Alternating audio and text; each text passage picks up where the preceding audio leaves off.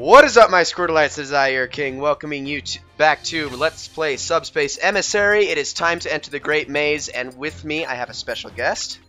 Hey everyone, it's EvenBIGGERjonNo! Yes, all the way from Australia. Good to have you. Did you bring your passport? Of course I brought my passport. I only got it the other day, which is pretty funny that we're actually doing this now, so... Well, there you go. No visa needed. Alright, so we're just jumping right on in this. I think I kind of swapped my 4 mains around from what I said I was going to do in the last video, but screw it. Spur-of-the-moment decisions are the best way to do this, right? That's the only way to do LPs. Good. Yeah, well, all they are is improvisation. That's really it. That's basically it. Yeah. Oh, man. Good Giant God. PT piranha. Dude, and he's like kicking my ass, too. Look at this. Is sad. Oh, come on. It's the first. There we go. Okay, there goes that cage. Good God. That's one of the easy things about this fight, though. You just have to focus on one cage, and if you do that, it's like half a boss. Yeah. I mean, I remember PT Piranha being like a total joke in Mario Sunshine, though, so... He's a joke in every game. Yeah. I mean, even in Mario Kart Double Dash, where they hype him up because of his like amazing stats, his head is so big you can't see anything. Yeah. Especially in 2-player. It was very much so the same in Galaxy as well. I think it was like one of the first mini-bosses that you had to fight, and it was just a total joke. Was it even PT Piranha? It was like a variation of PT Piranha. Yeah, it was a variation of him, yeah. So it wasn't like exactly PT Piranha, but it was kind of him. But I take it as PT Piranha. Oh, yeah. Well, yeah, I guess you're right. They kind of brought him back in spirit, I suppose. Yeah.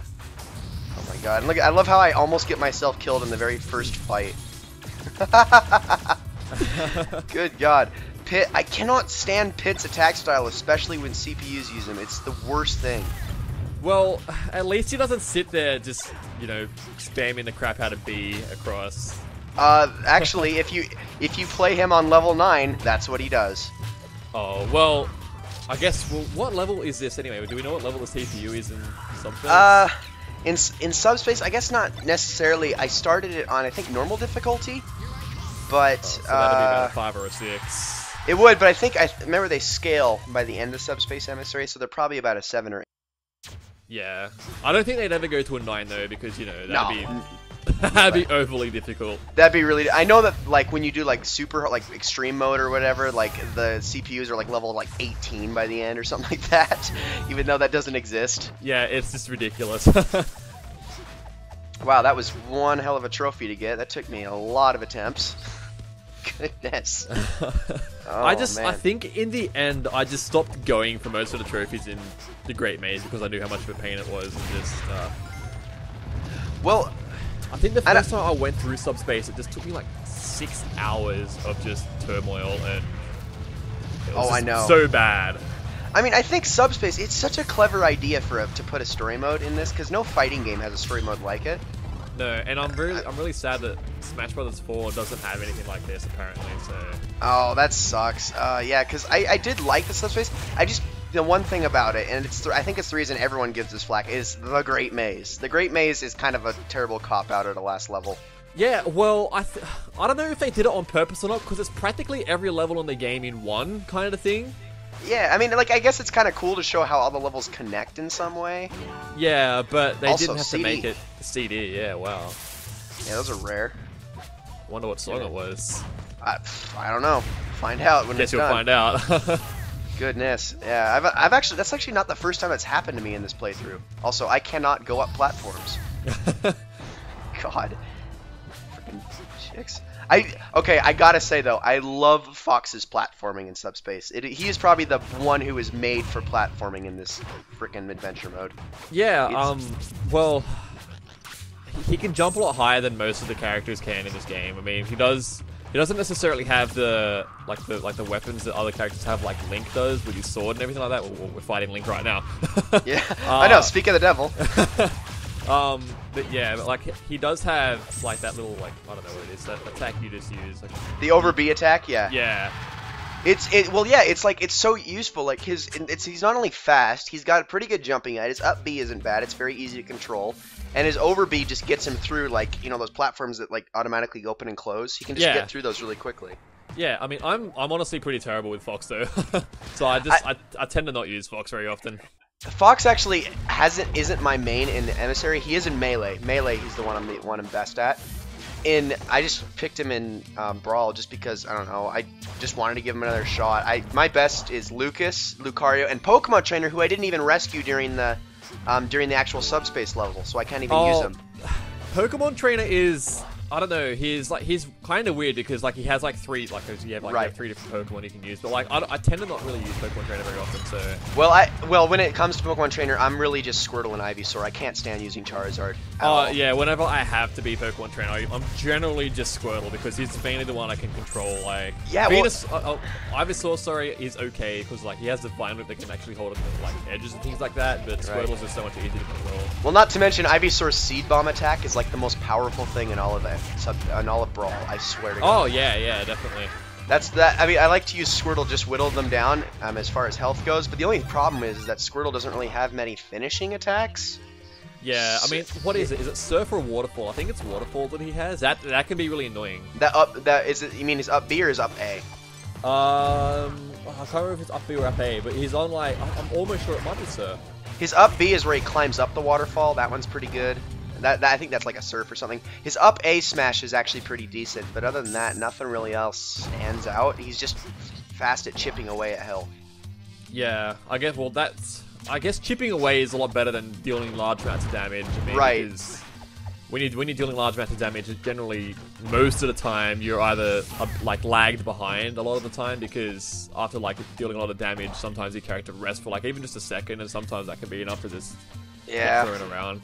But that's what I do. Like I'll use Squirtle to chip away their health, and then I'll just use Ivysaur. And that was probably the dumbest way I could have killed myself.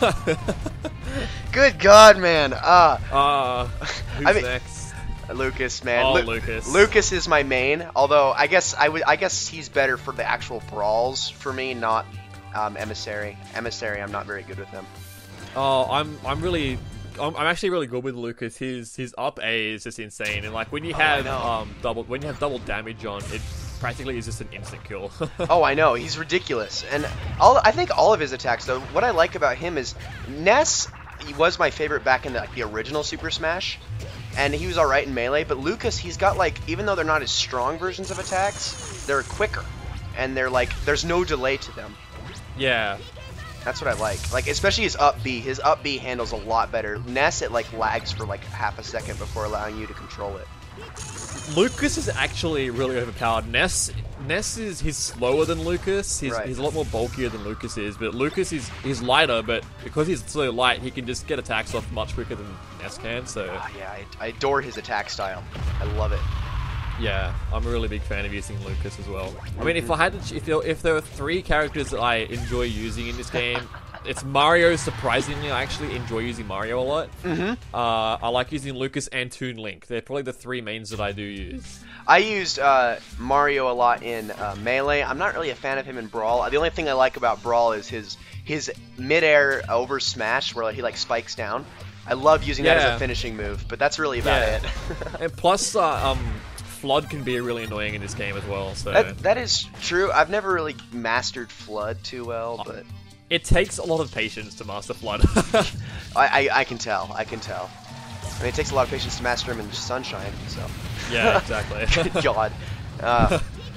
Yeah, my mains in this game. I mean, aside from Lucas Pokemon Trainer and Lucario, there's no one really I'm exceptional with. I mean, it's amazing how much this game differs from Melee in that regard. Like in yeah, definitely. Melee, I'm Sheik and Fox, hands down. They're my 2 best without a doubt. But for Melee, I don't know. I mean, I was decent with a lot of characters in Melee, but I think if there was a character that I was probably best with in Melee, like I know it's really like stereotypical, but it probably was Mewtwo. Seriously? Yeah, if there was a character I could control the best, it actually was Mewtwo. Followed after Mewtwo probably would be Mario again. Seriously, wow. Not Doctor. Yeah. What about Dr. Mario? Dr. Mario, I don't know. Honestly, I never really used Dr. Mario that much because I kind of saw him as just like a copy of Mario in the first place. He is sort of like an unnecessary character, but yeah, like I can't really say I used him that often, to be honest. Well, what I like about Dr. Mario in Melee is that his deals electrical damage, not fire damage. Yeah. And I actually prefer electrical damage a lot more because it has a more immediate effect, while fire has kind of a late effect. Yeah. It just kind of slowly chips away at their health, while electrical is just like immediate bonus damage. There you go. Yeah, exactly. Yeah. I don't know, but yeah, like I said, I never really use Dr. Mario that often, so I can't really sit here and attempt to judge him. So. Well, yeah, I mean, obviously he's probably no different in attack style than Mario is. So. Yeah, I mean, it's very similar to Toon Link and Link. There's not very much of a difference in attack style. Well, even that's probably a bigger difference. I mean, because Toon Link, his attacks, like he's got a little bit. I guess he's not as weighty. He's a little bit lighter. Yeah, he's a lot lighter. But I mean, I think Dr. Mario and Mario are like exact same physics-wise and attack-wise. They're just, I think it's just the difference between electrical and fire damage. Yeah, I mean, if I had to choose between physical engines, I'd probably choose Melee over Brawl, to be honest. Probably, yeah. Just the physical engine was better, but I prefer Brawl as a game over Melee. So. Same. I mean, Brawl, it's definitely very floaty in comparison to Melee. Yeah. But so that's, and I guess that's the one reason everyone complains about it is because, you know, there's the physics, they feel so light in this game in comparison.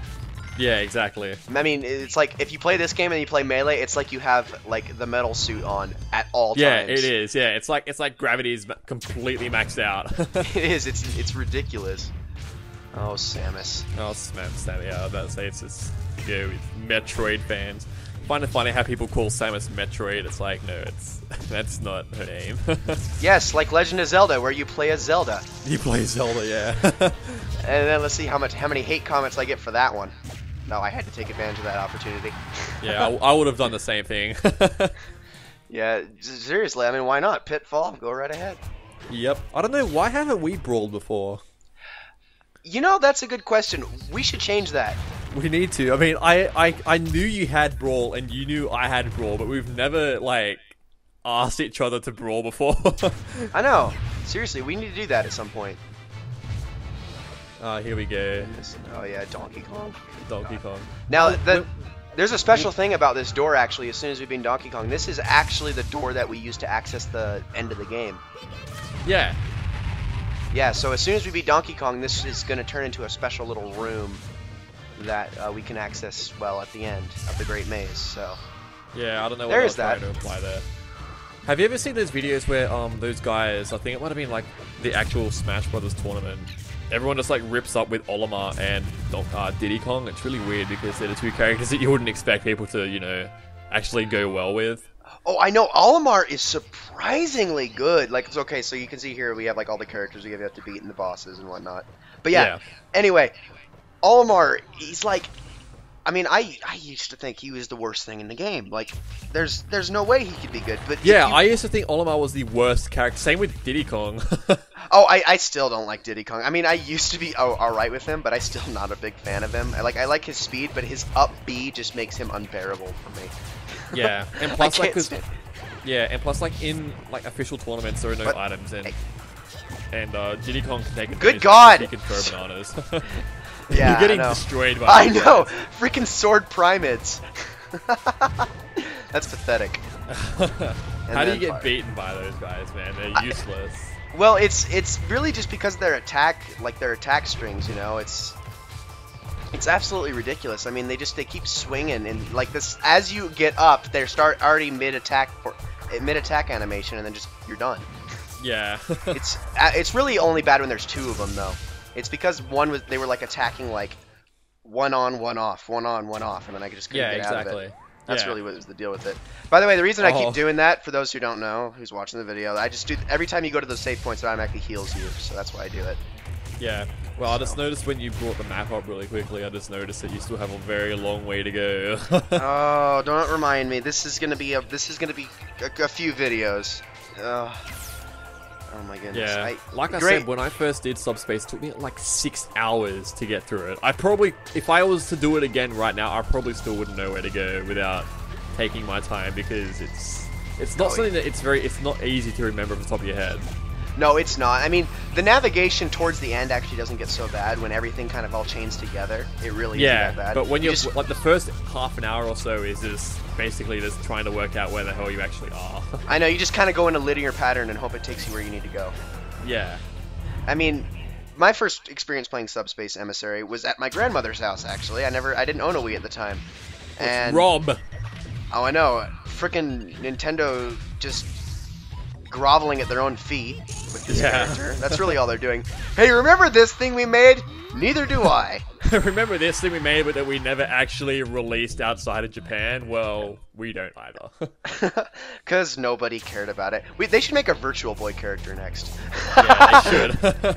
just a walking headset that periodically gives the player seizures.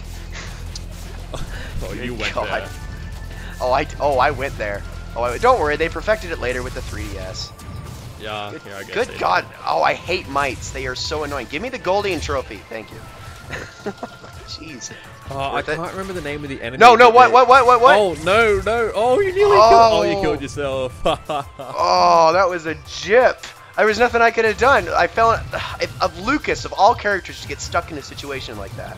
Normally, he's the one that can squeeze. I was just in way too tight of a space. I'm surprised you used Lucario, to be honest. I find Lucario very slow. Lucario is one of the only slow characters I can tolerate. I love his attack style. How just his mid-air attacks are actually very quick, and that's what I do like about him. And then, although his ground attacks aren't that great, I love the fact that his damage increases the more hits he takes. Yeah, I mean, it just makes him so freaking formidable in the end. I mean, that's one of the reasons why I like using Toon Link, because his aerial combat's really good. It is, and Lucario's is surprisingly too. His down one is very good at chipping away damage, which is really nice for these Subspace characters, because they're all HP bars, not actual percentage.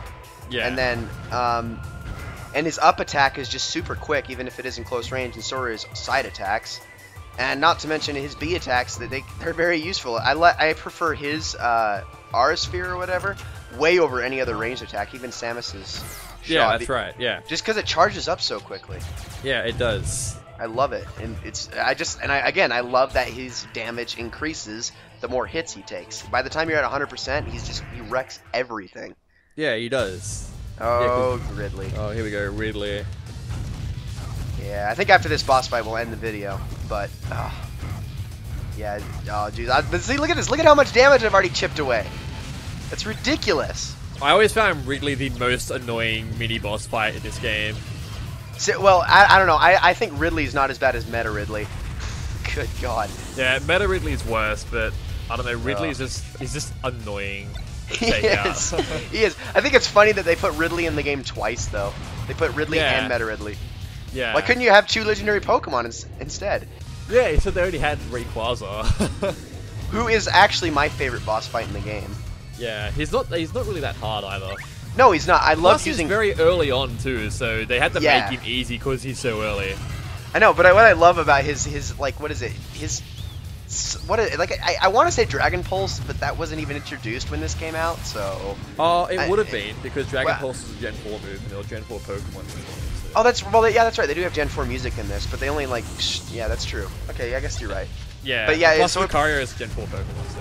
Oh well, duh. There you go. You got a point. But yeah. Yeah, he's dead. Yeah, but you can I love how you can counter his Dragon Pulse with Fox's down B. That's like the best thing. Yeah, it's easy. Yeah, but anyways, I think that's actually going to be it for this episode, so we're just going to continue through the Great Maze in the next one. Mm-hmm. So, with that, this has been the Squirtle King. I hope you enjoyed this episode very much. And you're going to give an outro, I guess? I don't know. I'll see you guys next time. Ah, there we go. See you later.